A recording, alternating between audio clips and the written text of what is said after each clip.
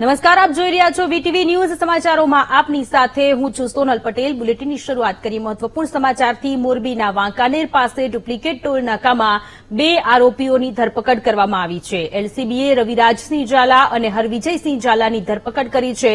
એલસીબીએ આરોપીને વાંકાનેર સિટી પોલીસને સોંપવાની કાર્યવાહી હાથ ધરી.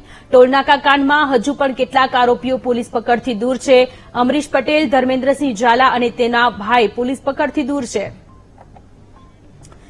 તો મોરબીના વાંકાનેર પાસે ડુપ્લિકેટ ટોલ નાકું ઝડપાયું હતું, જેમાં 2 જેટલા આરોપીઓની ધરપકડ કરવામાં આવી છે. રવિરાજસિંહ ઝાલા અને હરવિજયસિંહ ઝાલાની ધરપકડ કરવામાં આવી છે.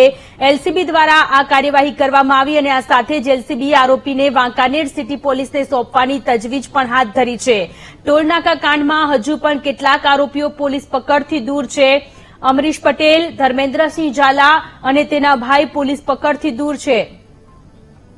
સંવાદદાતા હરનીશ જોશી આપણી સાથે જોડાયેલા છે. હરનીશ, થોડા સમય પહેલા મોરબીમાં ડુપ્લિકેટ ટોલ નાકું ઝડપાયું હતું, કરોડોની છેતરપિંડી થઈ. હવે આ મામલે એલસીબીએ 2 લોકોની ધરપકડ કરી છે. વધુ વિગતો. સોનલ, વાત કરીએ તો મોરબી જિલ્લાના વાંકાનેર પાસે ઝડપાયેલ ડુપ્લિકેટ ટોલ નાકા મામલે પોલીસ દ્વારા આરોપી રવિરાજસિંહ વનરાજસિંહ ઝાલા અને હરવિજયસિંહ દેવુભા ઝાલાને હસ્તગત કરવામાં આવ્યા છે. હાલ એલસીબીની ટીમે છે આરોપીઓને પકડી અને વાંકાનેર સિટી પોલીસને આરોપીઓને સોંપવા માટેની આગળની કાર્યવાહી હાથ ધરવામાં આવી છે. ટોલનાકા કાંડમાં આરોપી અમરસિંહભાઈ જેરામભાઈ પટેલ, ધર્મેન્દ્રસિંહ બાદુસિંહ ઝાલા અને તેના ભાઈની પકડવા માટેની શોધખોળ હજુ ચાલુ છે.